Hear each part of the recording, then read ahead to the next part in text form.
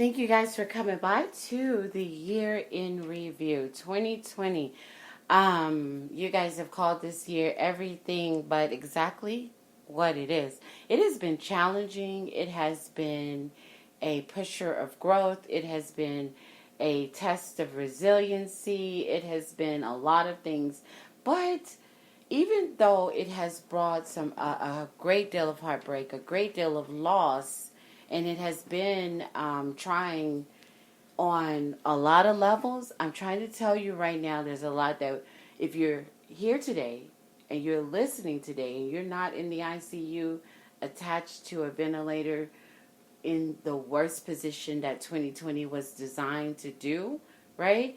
Then you're in a place where you can learn and grow and get a lot from this year, okay? So we're going to talk about some of the moments that, from the start of the year on down that I say were things that they were just like something about those moments and something that we can get from them. And I want you guys to talk back as well. So I'll go over to the different devices and take a look if I can and see where you all stand on some of the thoughts and the issues, right? So let's talk about the beginning of 2020. We had set the goals, New Year's Day, the negative posse. Let me tell you how the negative posse wrote the start of the year. The negative posse actually wrote the script for the year, and they didn't even realize it. So I hope that they can learn something at the end of the year and at the start of the 2021 year and not do what they did, because they do it all the time, and actually everything that they spoke into the atmosphere became exactly what happened to 2020, right? So the negative posse had participation at the New Year's Eve, New Year's Day, right? About a week before New Year's Eve, the negative posse gets on and they go all over social media and they say things like, oh, I'm on here so I can see who got these New Year's goals that ain't gonna last, who has all these dreams and things that they gonna do, and new year, new me, and nothing's gonna be different. You still gonna be the same old worst thing ever happened. Those posts. So they put all that up, and then all that negativity, 2020 was like, COVID was already creeping around since 2018. So COVID was like, I like that energy. Right? Because COVID a negative beast, right? So she like, I like that energy. I'm going to grab onto that and dose that all over the universe. How about that? Let's just let that be the win for the year. So the negative posse, you wrote the script for 2020. Shout out to your lack of learning, right? So let's hope you get something from that and don't do that at the end of this year, right? So that pretty much started the atmosphere. Right from the negative posse trying to kill the dreams and goals of the new year, new me type people, which I really don't have an issue with people that set goals, that reinvent themselves, that decide that they're going to do something different, that try to better themselves, that set out to do something that's going to do greatness. I'm not really sure what you all have an issue with, negative posse, other than your mother's decision to bring you into this earth. Right? All right. So now we're going to go on to some other things that stood out for me. So negative posse definitely wrote the script. I figured that out about 6 or 7 months in, and I was like, the negativity that people put into the atmosphere about others and always talking and trying to say something fly out the lip. I'm one of those that I like to say my favorite Texas phrases for my new listeners, right? So negative people always trying to say something fly out the lip, and that thing that they say ends up hurting a lot of people that they don't even realize that they're hurting. You could be sitting in Texas saying something negative, and your negative words can be thrown across the universe and impact the innocent life of somebody way over in New York. Learn how to be more careful with the things that you throw out there. Some of you, it's just like, how did you get here? Because we would have a better world without your crap, right? So that's what I have my thought on for how 2020 became bad. I'm blaming the negative people, the races and, people in the black community that want to put others down and can't move to the right side of history. People in the white community that can't move to the right side of history. People in Latina community. People in the Russian, German, Vietnam. I don't care where your negativity sits. Like, all those people are the reason why 2020 is what it is. So I challenge those people, because you know who you are. You're not going to say you're it, because you're going to deny it like the narcissist that you are. But you know who you are. And I challenge you to bring something positive to the atmosphere so that 2021 can be great, right? All right, so all jokes aside, the next thing, January 26th came. No one in a million years could have imagined waking up to what January 26th was, right? So we already had this thing going on in the atmosphere at the time where we thought that it was a really bad flu season happening. So we kind of felt, a lot of us felt more sick. We had more colds. We had more respiratory issues. Like, we had just so many things going on. And it was really a season anyway. Just so many people were sick. I remember that time. I remember, around November being in the hospital and how it just, impacted so many of us. So we were already just down in the spirits, and out of nowhere, the black community had the hit of a lifetime, unforgettable hit of a lifetime. Just never expected this to happen, right? So on January 26th, we get the reports that Kobe Bryant and his daughter, Gigi, and other people on the aircraft went down in a helicopter crash. And Kobe Bryant, the legend that is Kobe Bryant, was dead. It was hard to grasp on. It was hard to even, like, Kobe Bryant? Like, no, Kobe's not gone, right? And that's when 2020, again, we were already feeling sick. We didn't know what was wrong. All of us were sniffing and people were tired, had body aches. And then we get this news and it's like, what? What is going on with this year, right? Now, in January, I spent my first 30 days with a vegan challenge for myself. And over the months of the beginning of 2020, first thing I learned that was the weird thing on the vegan journey that I learned was that you're going to have a lot of clarity. You're going to see through, things you're going to see clearly. I thought that I was going to learn, like, how it's going to make my body feel first. What I learned was saying the word vegan intimidates the entire out of people. Like, saying the word I'm vegan intimidates the out of people. Like, I can't say words on here. Sorry, yo. So I have to, filter me, right? But I can't say them. But I should say them. Hashtag iamdeeshields, right? But, so anyway, so yeah. So I was like, wait, that wasn't what I thought that I was going to learn first. But yeah, so I had to pull back on sharing the vegan journey because I was like, wow, it pisses people off. They come for you really hard when you say the word vegan. They're just like, you vegan? Why you vegan? Girl, eat meat. I don't know a black bitch in this world that's vegan. Like, it just, like, brought out, like, a whole lot of attacks. And you're like, whew, okay. I'm going to say a lot of things. I'm going to say I'm a hoe. I'm going to say I got a wet ass pee. I'm going to say a lot of things. But if I say I'm vegan, that really just bothers folks, right? So I learned that lesson first in 2020, right?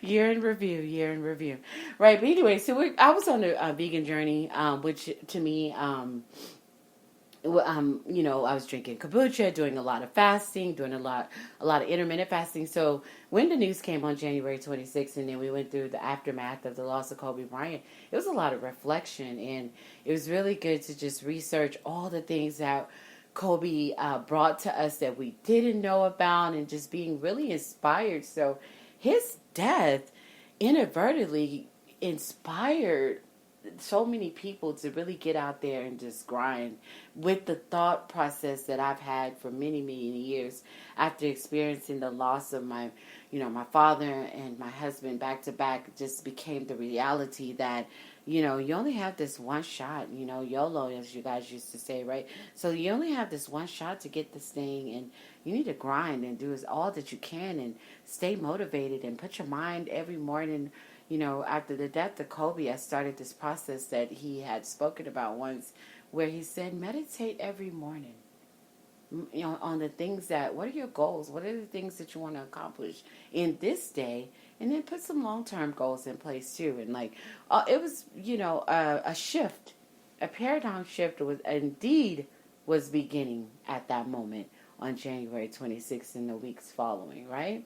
So rest in peace, Kobe Bryant, sending all our love to the Bryant family in that memory. And then we had the pandemic. I feel that I was pulled, I say it all the time, to this area, right?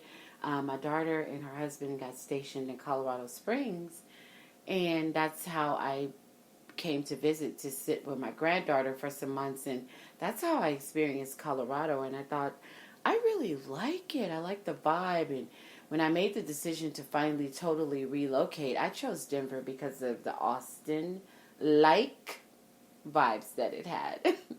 Because there's nothing like the ATX. We do it B.I.G. in Texas or not at all.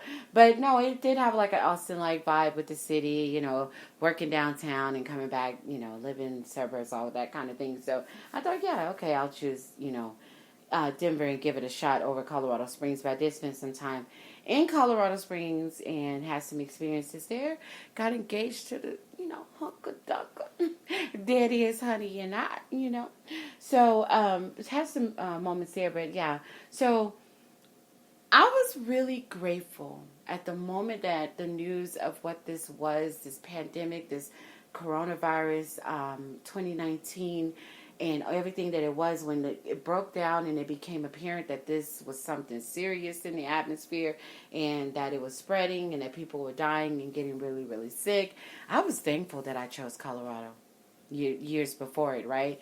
Because it is the Colorado governor and the actions that he has had in Governor Newsom in California and Governor Cuomo in New York that have impressed me the most with how they have handled the pandemic.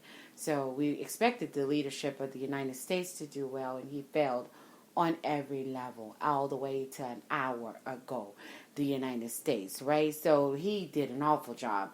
But I was grateful to be under a governor that understood the importance of doing something and doing something quickly. And I remember in the beginning we were shut down. So in March, we had this shutdown that came out of nowhere, and people were ordered inside, and we went through a lot, just realizing that this thing is serious. But I had in my mind, many of the experts were saying, okay, we'll probably just last until about maybe middle of the summer. But then Dr. Fauci came along, and I started listening to so many things that he said, and, just the thought when he started saying the end of September.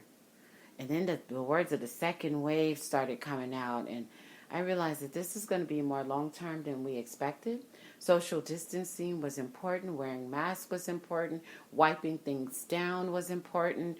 Not touching people, elbowing, staying, back, give me 50 feet because 6 feet is not enough, and all those things, right? So there was a lot that happened. So the pandemic, definitely, year in review, pandemic was a huge challenge that inserted into 2020, right?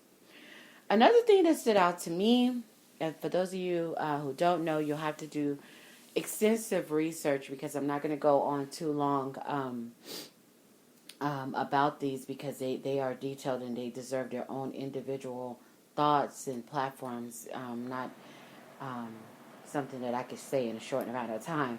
But February 23rd stood out to me because it was really weeks later when we were finding out what happened, but it was actually, the incident happened on February 23rd, and I was pissed because there is stand your ground, and there is defend yourself, and then there is redneck racist foolishness.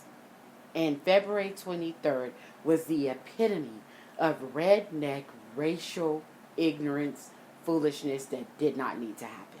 Should not have happened on any Not one level of this incident can be explained to me as necessary.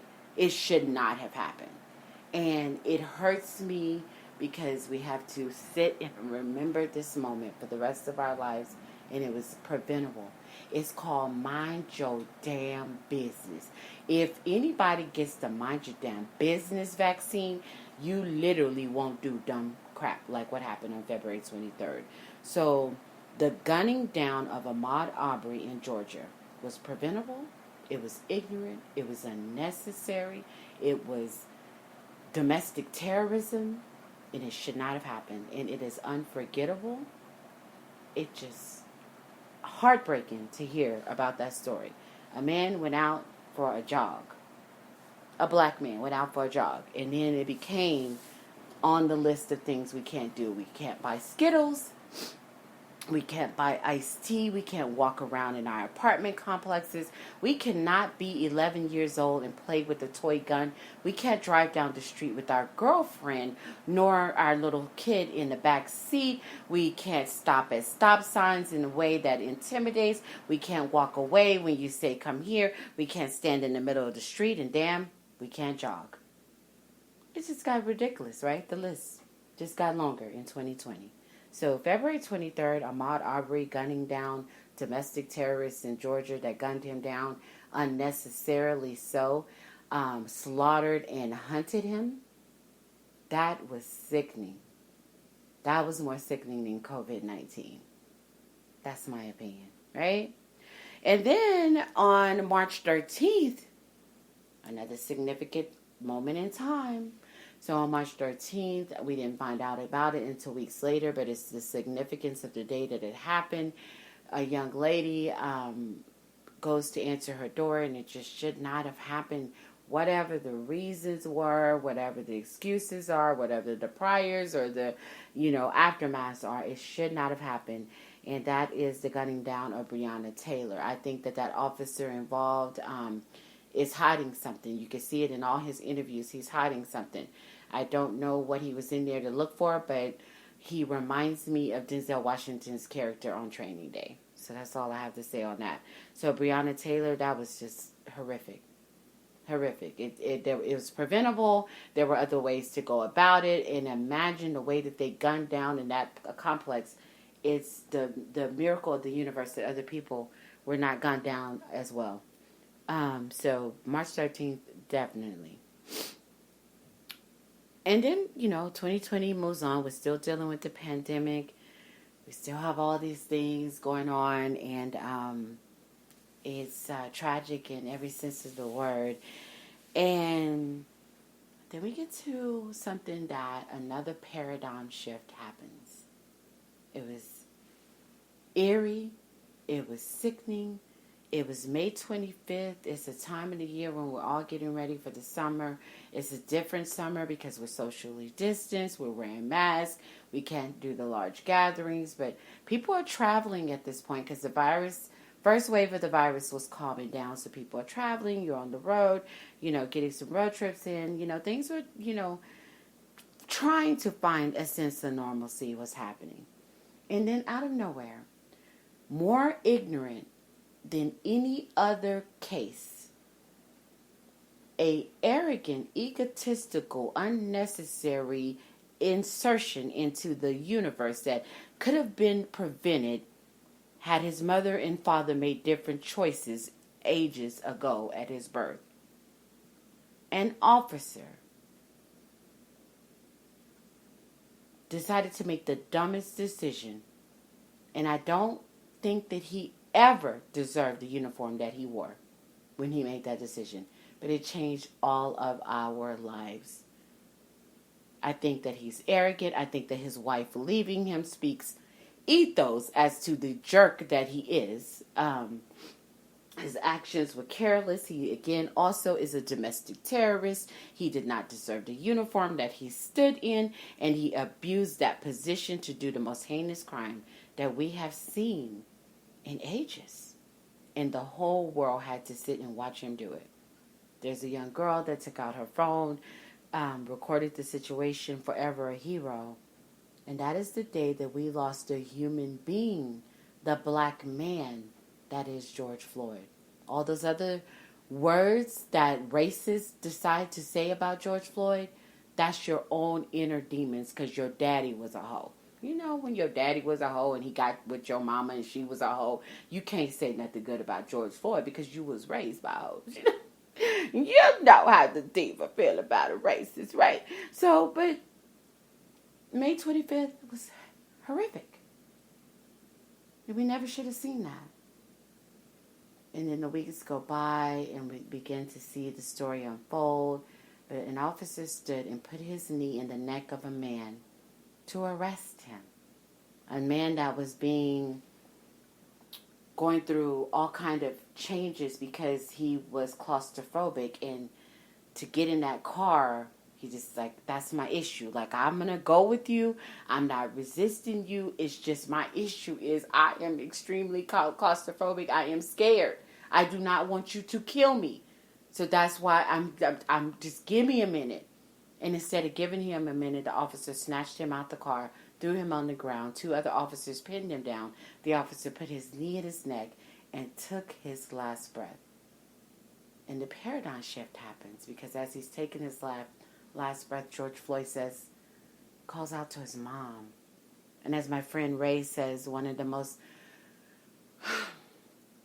things that stood out in that moment is he called all moms. He called out to all moms from all walks of life. And I agree with Ray on that, right? So May 25th was horrific.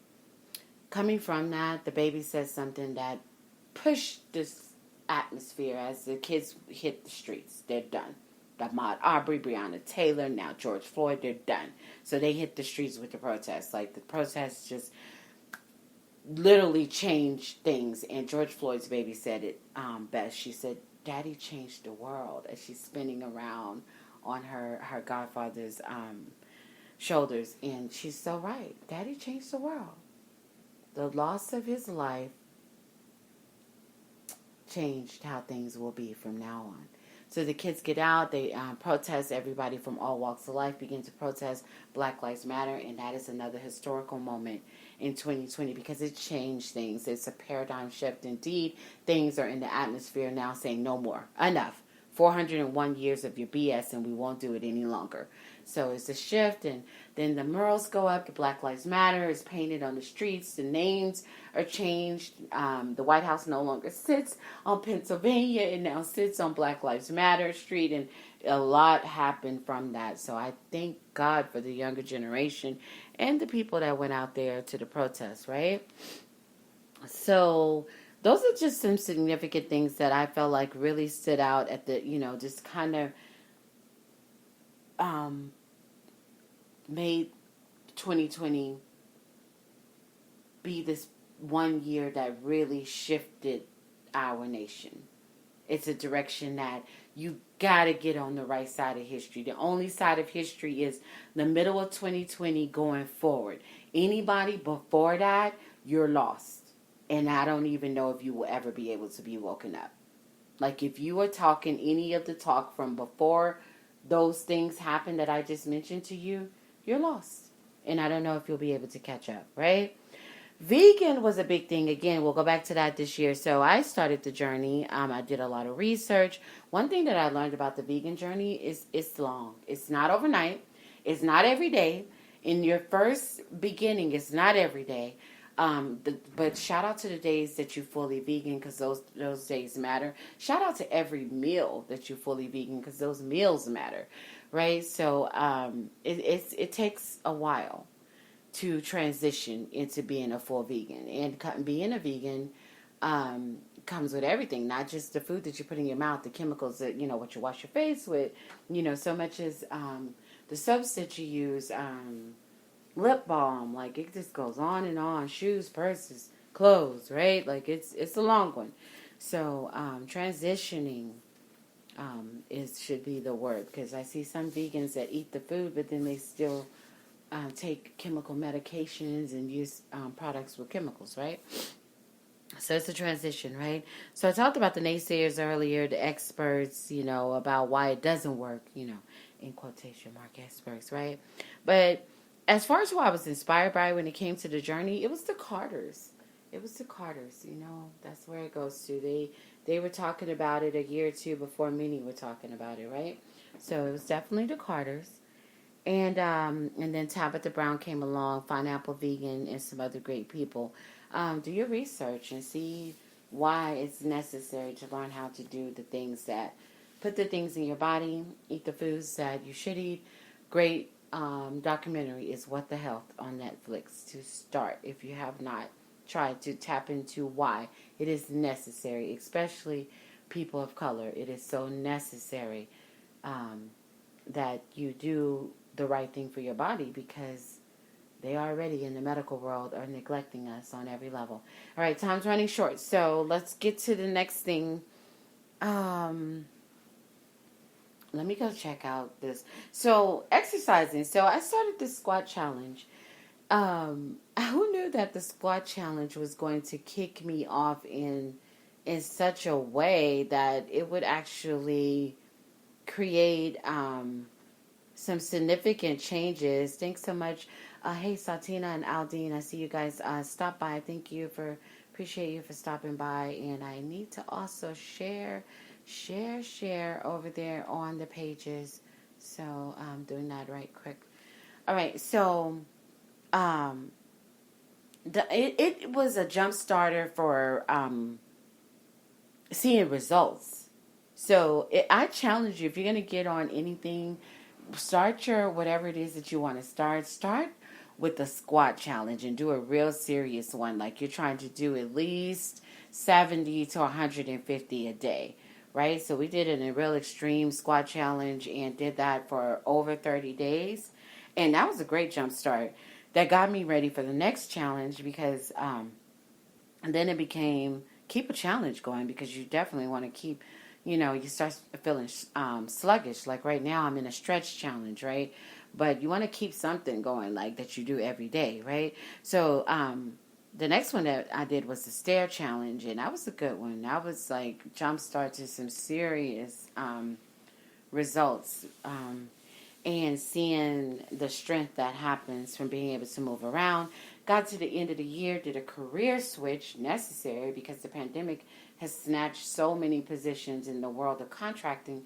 So did a career switch and got into a business that moves me around all day, every day. Every day, every day. So that moving and increasing the steps, to the point of 12,000 22,000 steps a day, that was really, really good. And then I finally seen that body shift, and the scale shift. And I was like, that's it. So I really think that if you want to give it a try and you want to set some goals for 2021, start a squat challenge, get on a stair challenge, shift from jobs that get off of the jobs that you sit on your ace or you just stand in one place and, or eating, causes you to eat bad and things like that. Get to something that makes you move. So that was memory for me for 2020. You guys can share some also. I'm just going through my list that I have. Okay, try not to hurt that time.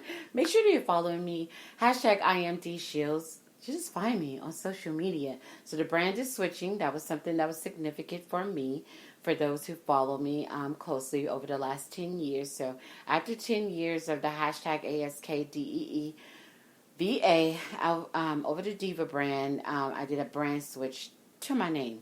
And it's going to take me where I need to go because I became a Black business owner officially, right? So that's making the choice to open the business, and you'll see more of that pop up if you'll stay tuned.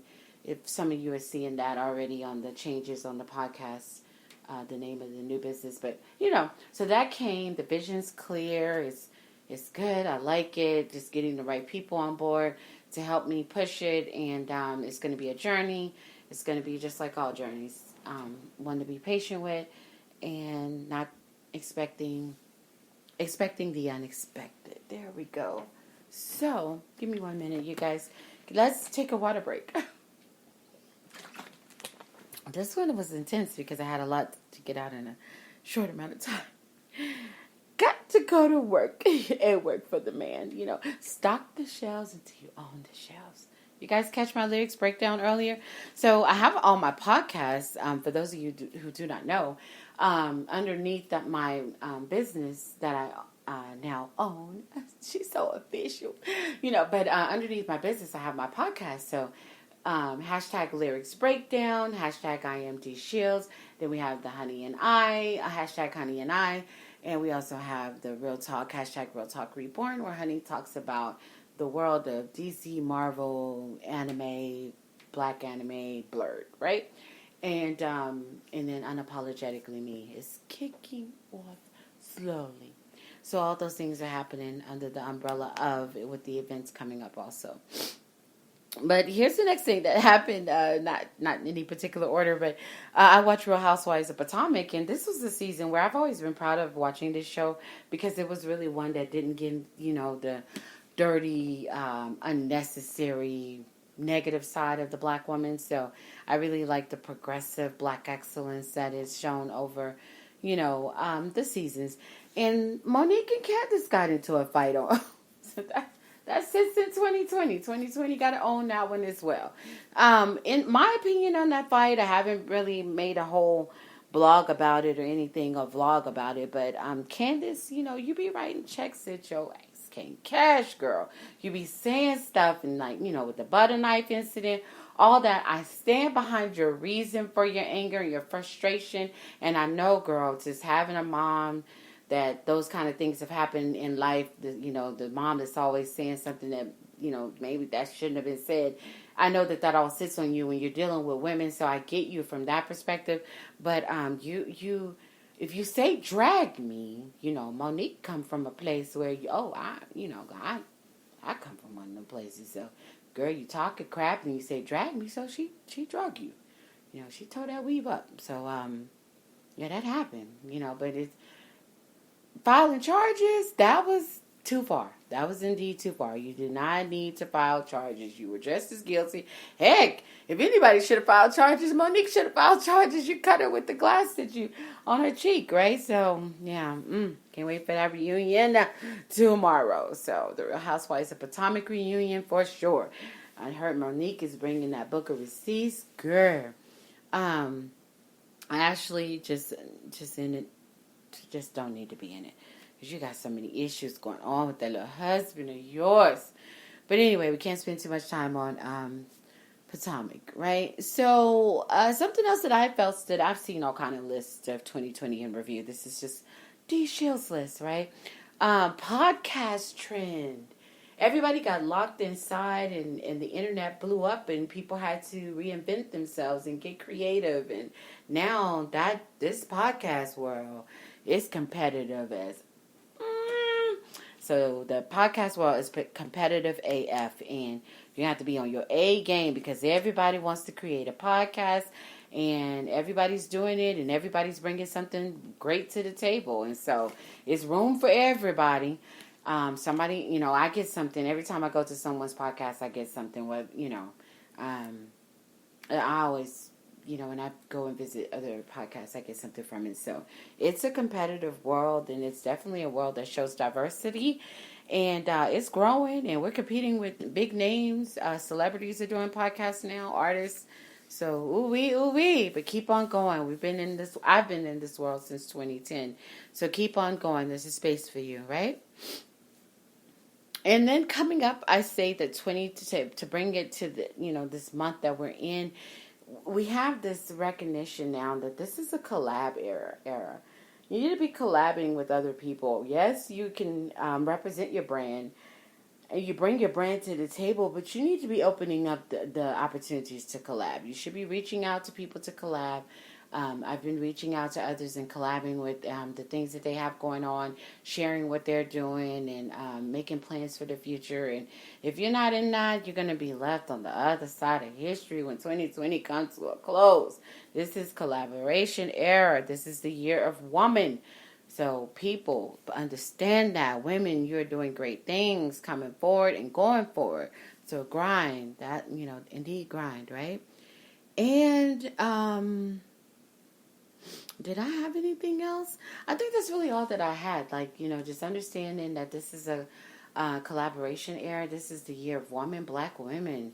You should be representing positivity, um, encouragement, support, people of color, period. But women as a whole, of all nationalities, this is the year that we should be showing that we are ready for leadership and doing great things. And I expect to see a lot of great stuff happening with women in the years going forward, right? So, talk back underneath. Tell me, what your moments were. I know I left out a lot, but all of the other podcasts are doing 2020 in review. So there's other platforms to go hear some of the thoughts that other people had. Don't feel like if I did leave out some things, I know for personally, let's just talk on a personal note. My son graduated from college, and he had already become a law enforcement officer before graduating from college. So that was huge for me. My daughter and her husband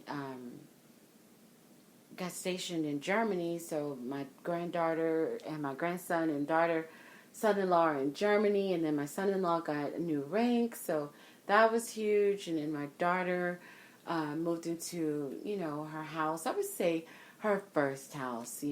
She was in my home at first, but yeah, this is definitely her first house. So that's happening. And my granddaughter made the basketball team, the A team. So that very proud of her for that. Significant moments happen. My mother had her cataract surgery, another cataract surgery. She had a cataract surgery, another cataract surgery. So seeing the necessity for that as she grows into that stage where, life shifts, and understanding the need to really take care of self as I watch a lot of the things that happen to the elders in the family and the learning lessons and the learning curves, right?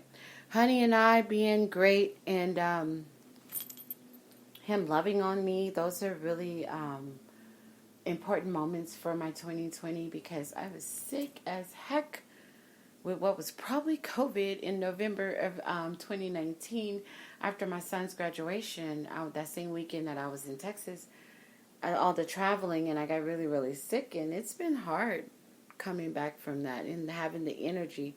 Heck, the stair challenge, that for sure. The respiratory issues that were left behind from being, when I got sick with that really, really, whatever it was, probably COVID in 2019.